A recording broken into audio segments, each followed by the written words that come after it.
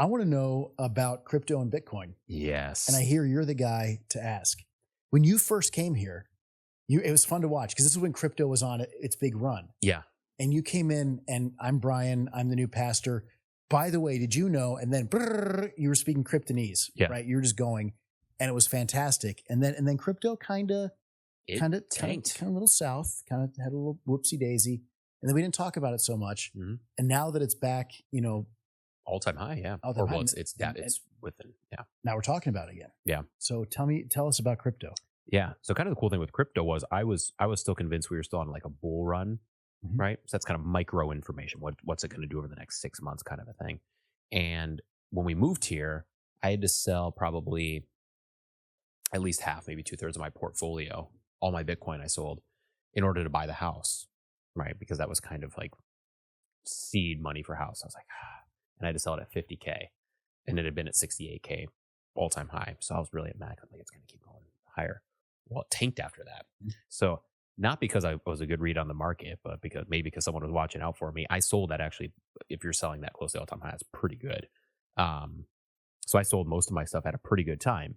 And I've just held on to the other stuff, and now it's kind of come back up. So there's kind of two ways if you're going to talk about crypto. So I am passionate about this.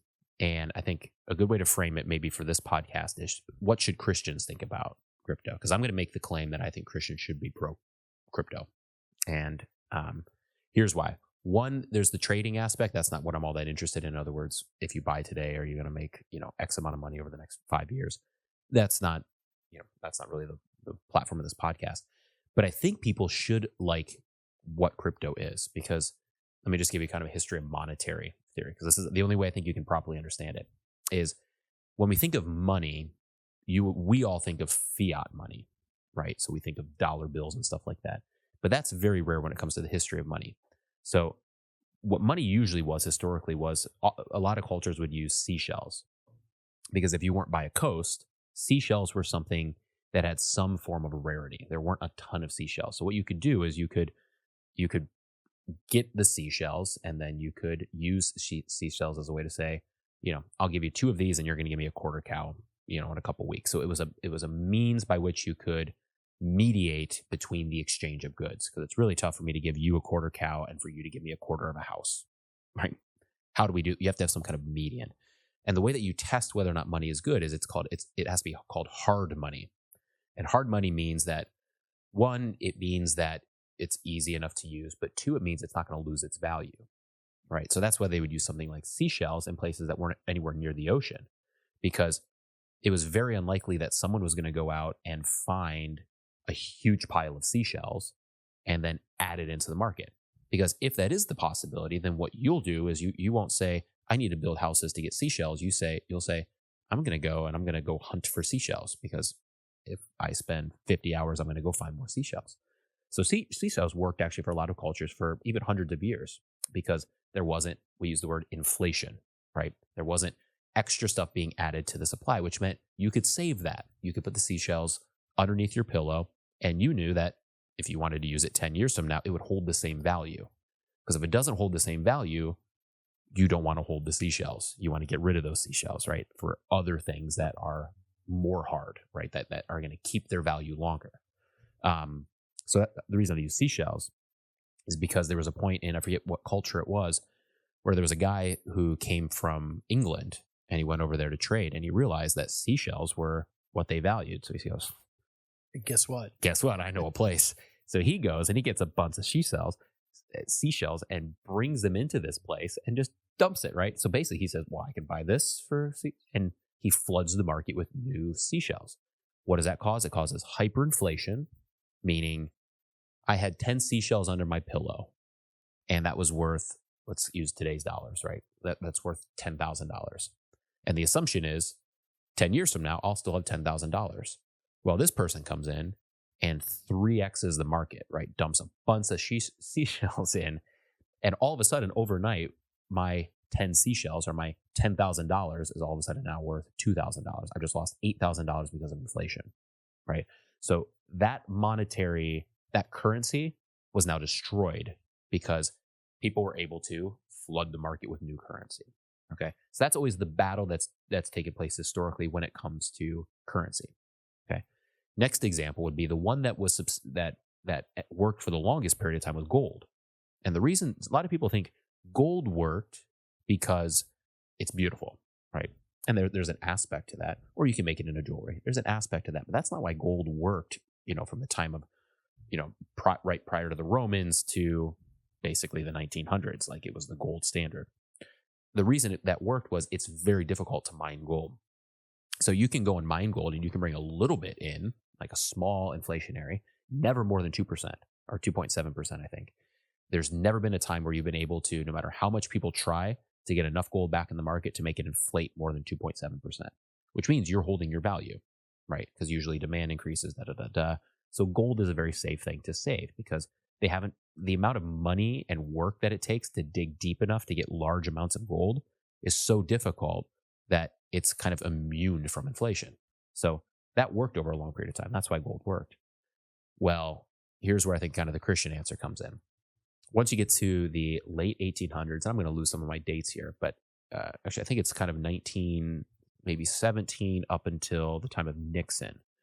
What we do is we go through these little steps where basically they said we can kind of decouple a little bit from gold, right? So at this point, we're flash forward to the U.S. So talk about our monetary policy before then. Dollars were represented by a certain amount of, we had a certain amount of gold. Thank you.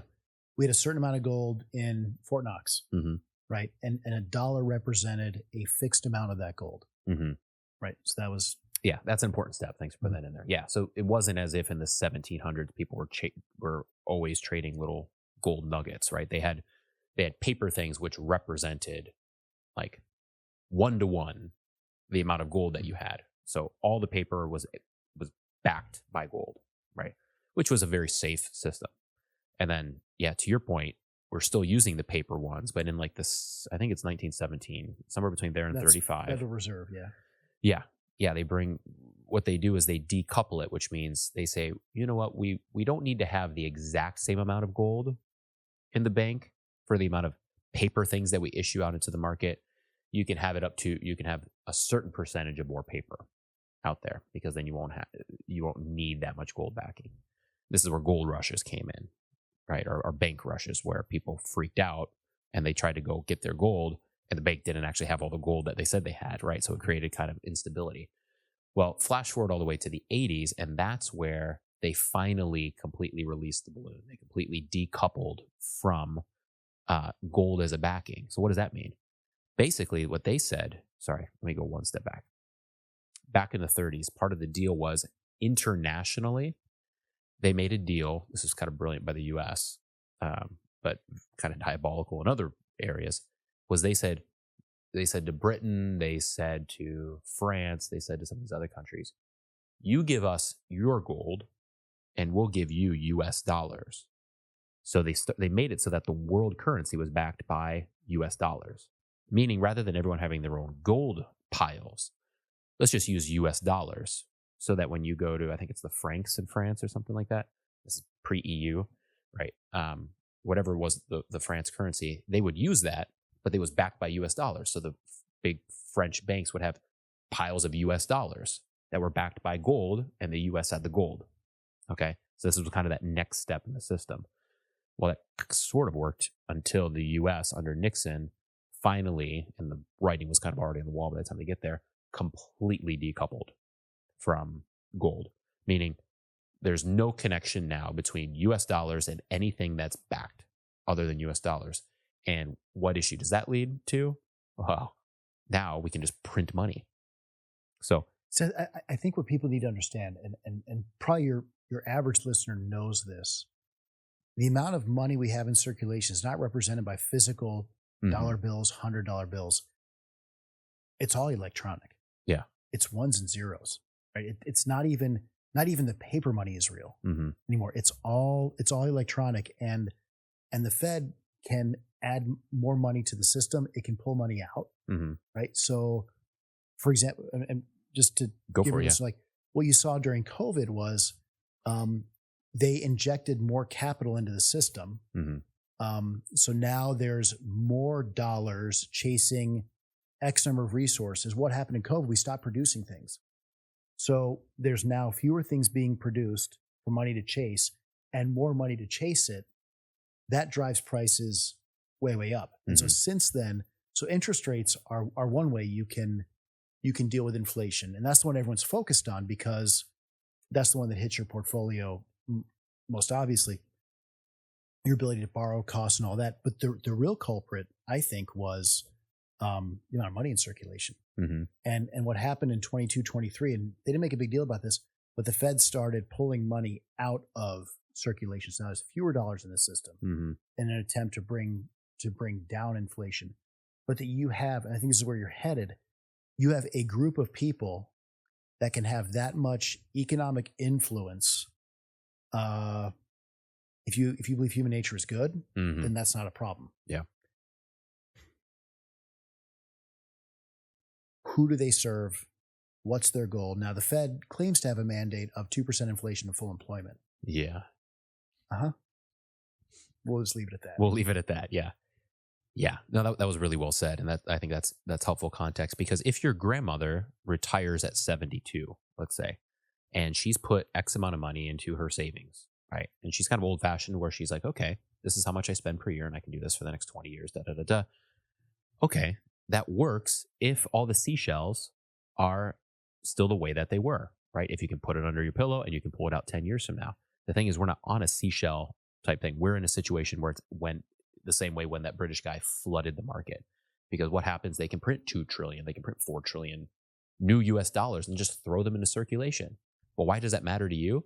Because that means that the dollars that you just had in your bank the purchasing power is the proper word, just went down by a certain percentage.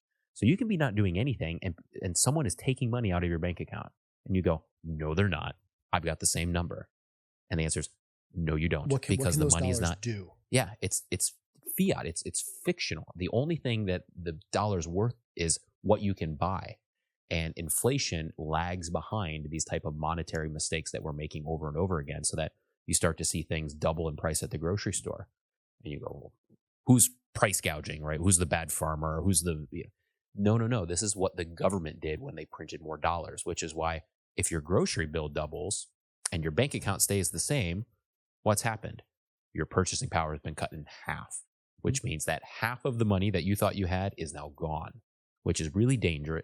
It's bad practically, but the danger is there could be hypothetically bad people that take advantage of this, and this is not good for human justice. And Christians should be concerned about this, because great injustice can be done to grandmas that saved their money and did their due diligence and were good stewards of a lot of different things, and all of a sudden their purchasing power is being brutalized as they're reaching times where they might want to go to a nursing home or back, whatever the situation is. When you look at in Scripture, what it talks about being the God-given role of government, right? And there's some good debates there, Romans 13 and the whole, there's good debates there, but you will never find a passage in Scripture that says that it is the government's responsibility to be involved in your purchasing power. Yeah.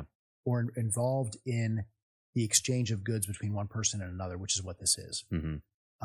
You can't find a Scripture that speaks directly to government being given the authority to regulate and control those areas.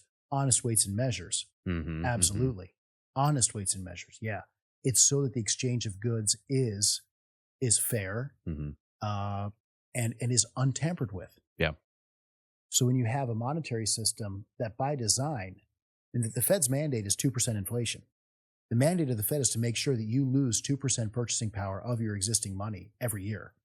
That's if they're doing their job well. And it's nowhere near that. But because you can debate a little bit on where exactly, but the things they use to determine inflation are not the things. You take out food and energy. What are two things everybody buys on a daily basis? Food and energy. But that's not factored in. Yeah. So you can make a case that we don't want to give. So when government does things that it was not created by God to do, should we expect that it will do those things well? No. Wrong time to go. Right. Yeah. I mean, for example, sit down to eat a meal. I have a spoon, I have a fork, I have a knife, right? And I have a plate of spaghetti. Yeah. Well, I want to use my fork. My fork is the best tool to eat the spaghetti.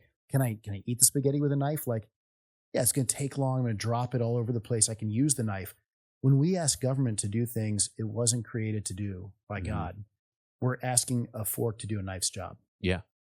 It'll do it, but it's going to be inefficient. Mm-hmm. It's going to get messy. And you really can't predict the outcome. Yeah. And this is where, I always like the quote where someone will say, a couple people I respect will say, like, I don't think taxation is theft or wrong, or I don't think taxation is wrong, right? Which you can make an argument there. But I do think inflation is wrong. And not just inflation, but government instituted, or a government, what's the right word? They've caused the type of inflation, which is what we're doing with our monetary theory. Because one is at least we've got some kind of informalized agreement, like you're going to have to pay your taxes. The other one's in the back door, and there's no checks and balances. Like if a new governor comes into Minnesota and says, I'm going to raise the taxes by 7%, you at least have the voting power to put them out.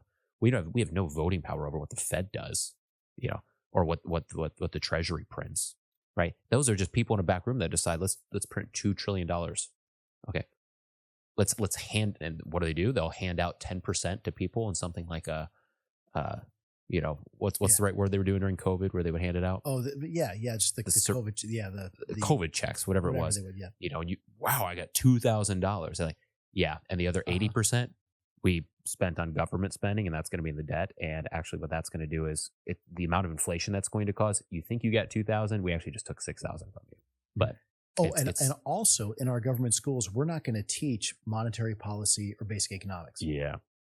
So we're not going to give you the tools, if you go through the system, to be able to properly evaluate and analyze the situation. Mm-hmm. Yeah, that's you're just going to think, I got cash in I got a COVID check, man. I'm beating the system, and these greedy corporations, are charging more for the same thing, right? Yeah, like that's. So here's where Bitcoin comes in. But that's Biden with this shrinkflation, like saying it's the company's fault for putting fewer potato chips in the bag. Like, well, the company's trying to hold the line on price in an inflationary environment. One way they can do that is to decrease what they're giving you. Yeah. Now, they're doing it in a way that makes you not know that you're getting less, but that's because their competitors doing the same thing. But the shrinkflation thing is the biggest play on economic ignorance that I've seen in a very long time. Yeah, that's well said. Yeah, 100%. So that's why our current policy, monetary policy, no bueno. Mm-hmm. So in comes crypto. So in comes, crypto. And really, so there's crypto, but there's Bitcoin, which is kind of the father of crypto. So I'm just going to stick with Bitcoin, because once you get past that, things get much more complex, and you have to spend time actually looking and figuring out what the industry is. So what Bitcoin does is Bitcoin came out of the Austrian School of Economics. Okay, we don't know who started it, but we do know that there were these groups of people that would chat about Austrian economics, which is a very opposite of all this inflationary stuff. Big fan of hard money. Need to go back to a gold type standard. Cat's out of the bag. We're not going to be able to do it. And they're hypothesizing about this. And one guy, Naomoto, I forget the guy's name. Ben, I don't know if you want to look it up. Who's really, most likely this is just kind of a stage name for the guy, right? So we don't know who it is that started Bitcoin, which is what makes it actually so cool. Like, we don't know who it is. It's a mystery. The guy's never come out. He's never moved any of his Bitcoin, by the way. He's never sold any. He's never moved any. He has like enough to make him one of the wealthiest people in the world. And you can see his account because it's all public in Bitcoin, and he's never moved anything, which is really interesting. Anyway, Satoshi Nakamoto, that's it. Yeah, that's good too. It could have been a group of people as well, kind of a pseudonym. So here's the key: 21 million Bitcoin, and that's it. It's written into the code. We're not going to go down the questions of, well, how is that secure? Those are tech questions. Assume it is. Yeah, assume it is. It's never been hacked once. So like, and if you hack it, you could make billions of dollars, and like you can't anywhere get close to hacking. So it's a very safe structure. Hence why it's called crypto, right? But there's 21 million, and they had a certain release schedule. And every 4 years, the amount that's released into the market is halved. So that's if you've ever heard the term halving. Exactly. So for those, it's kind of, what's the shape where it starts more vertical and then it becomes more horizontal towards the end. Either way, we are, I think out of the 21 million, we probably have, I'm guessing here, but I think at least 18 or 19 million that's already been released, right? Versus the US. So think about the percentage that is still going to be released between now and I think 2040 or something like that. It's kind of when it slows. or no, like it might go indefinitely, but it just each year just gets halved the amount that gets released. So the supply, there's no extra seashells that can get added, right? You can trade anywhere in the world for like $1. You could transfer $1 million for like $1. Think about what it would cost to transfer gold, $1 million worth of gold from, let's say, New York City to San Francisco. You'd have to hire security teams, everything. Yeah. So it's much more transferable than gold. It doesn't have the issues of fiat. No one can print more. It's already written into the system. There's a certain release schedule. So the more the demand increases on Bitcoin, the supply is not changing. So it's completely demand based as far as what the value of the monetary system is. Now, when this first was launched, it was certainly kind of a trial because if no one buys into it, it's never going to get any value.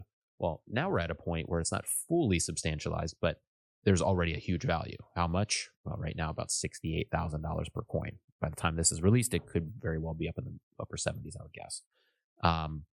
At some point, it's going to plateau where it's not going to be this continued demand. The idea is at some point it plateaus and it kind of keeps its value. But then it becomes deflationary, meaning because the supply is fixed and because the demand will only go up, what you have actually grows in value over time. Now, here's where this is the key. One, it's healthy. It deals with all the issues that we've already talked about with fiat and governments being able to control this. Governments no longer can. You can control your money, But here's the other thing.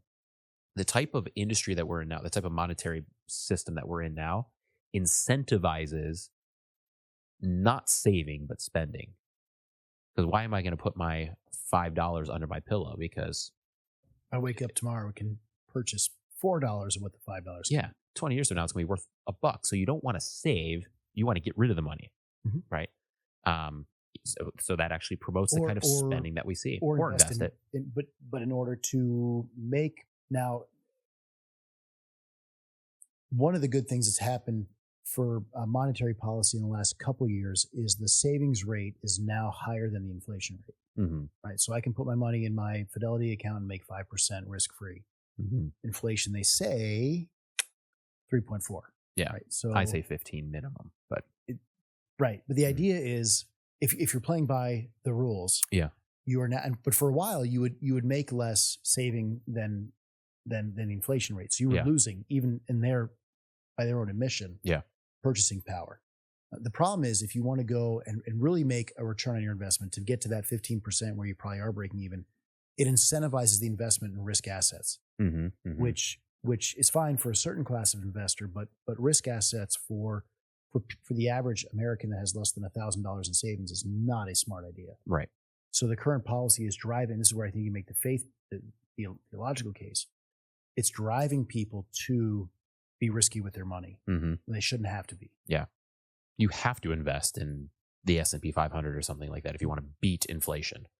And versus this other, which we've been at historically in many different times. And the 1800s was this way in a big way, to where you're incentivized to save your money. And that produces a type of people that are disciplined with their finances, that are careful on where they spend their money. They're not flippant with that kind of a thing.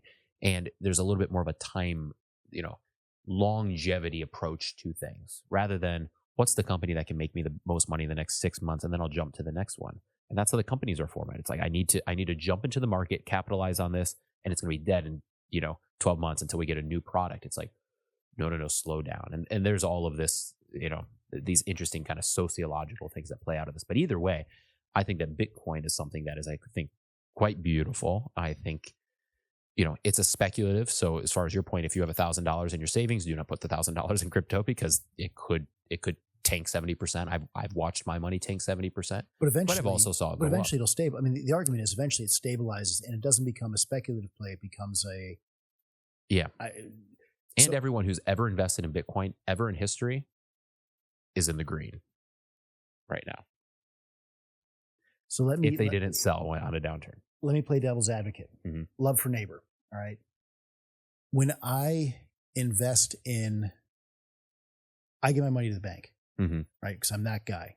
Just give it to the bank and they're going to give me a 5% return because that's the Fed benchmark rate, whatever. That money is going to be borrowed by somebody who's going to use it in ways that they believe benefit themselves. Yeah. Right. So So Bennett over here, he wants to buy his Land Rover, right? So I give money to the bank loans money to Bennett, benefits from my money by buying a Land Rover, and there's interest in all this, but my money is being used arguably for the good. Yeah. Right. Crypto, I buy crypto and it sits there. And now the purchasing power that I had that then buys crypto is now not benefiting anybody. Yeah. Well, the question you just asked is what actually opens the door to the rest of crypto. We did not play on that, but that is that's the question you asked that opens it. So if you look at crypto, I explained kind of Bitcoin. Bitcoin is the gold. Okay. The dollar bills, in other words, you don't want just gold in a system. You do want dollar bills that are tradable, like you can do things with quickly. That is kind of Ethereum and then some of these other crypto projects. So you could think of 3 classifications. You got Bitcoin, which is gold. Some people call it land, right? Because land is something that you buy and you hold on to long term and it increases in value. And there's only so much land that you can buy. So land is actually a pretty good metaphor for Bitcoin because there's only 21 million parcels of land in this Bitcoin universe, right? In this crypto universe. So you want to get that as quickly as you can and sit on it. Ethereum, what it does is it builds, it's a platform by which projects that do different types of things can be built off of. So by you buying Ethereum, the Ethereum can then be used within the market in order to be invested in different types of projects that actually do different things. So that's kind of the middle one. There's Ethereum, Solana, Cardano. Those are kind of the big ones. And then there's the third, which are a lot of these like crazy names like Link or GRT. Dogecoin is a meme coin, so it's a cultural expression, which is its own animal. So that's kind of its own animal. But that would actually fall into the Bitcoin category in its own kind of weird way, right? Anyway, that's a whole thing too. The third one is all these little ones. These are like projects. So these are basically just like venture capitalists. These are tech companies that are trying to solve real world problems via, for those that don't understand it, I don't really understand it, the technology that is crypto. Okay. Let me just use Cardano as an example for yours. Cardano it's a coin. So it's called a native coin and you can buy Cardano. It's ADA is what the formal name for it is. And what that company then does with the money that's invested is they are building out different answers to monetary issues throughout the world, particularly in Africa. And they've done a lot of work in Africa because there's huge populations that have never had the opportunity to ever borrow money. And you can think about, why would a bank borrow money to these rural people in Africa? How do you make sure they pay it back? What kind of system and checks and balances do you have? It'd be very difficult for a bank to go in and do that. So it's not as if the bank is being racially unjust or anything like that. It's very tough to go into a third world country and set up a banking system where there's checks and balances. What Cardano's done is it's able to use the technology to offer these types of things to third world farmers so that they can go about doing this, right? So there's elements within this crypto verse, if you want to call it, that actually allow the money that you use to be an investment for yourself, but also become seed money for different types of monetary type ventures and different type of tech type ventures. So it becomes kind of its own industry in the same way that, like, if you give your money to Hometown Bank here in Waconia, Hometown Bank might set up let's raise money, or we'll give a certain amount of money and buy food and distribute it on Thanksgiving. They're doing the same kind of things in these ways, but they're actually solving kind of monetary issues throughout the world via tech. If that makes sense. They're giving, it sounds like you're saying with Cardano, giving and the like, giving people access to markets that they don't have. Bingo. Yeah. Because the market becomes much more worldwide via this technology. In the same way that I can transfer $1 million. I can't do it because I don't have $1 million, but I could transfer $1 million from Waconia to Serbia for $1, right? What does Waconia have to do with Serbia before that kind of technological ability? In the same way, what does rural Africa have to do with Wall Street? Well, what these technologies have allowed is for the person in Africa, they don't have to have their own bank or a stockbroker that represents them. They can actually access these things via Cardano and other types of coins and other types of venture projects. So they can invest in the same things that I can invest in. Is that why those forms of crypto pay? They give you an interest rate.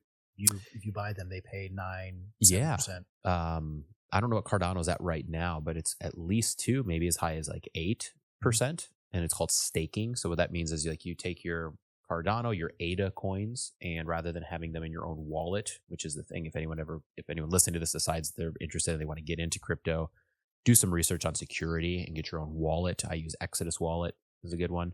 So you can store your coins there, or you can even through the Exodus Wallet do something called staking, which means those coins go back to Cardano, and they can then use that to lend it out, and it becomes a lending platform. So in the same way that you can, in the same way with the bank, you give your money back to the bank, and then the bank uses your money for growth opportunities, which is why they make money off your money and they give you a certain percentage. So, yeah. On the line with Sam Bankman-Fried here today.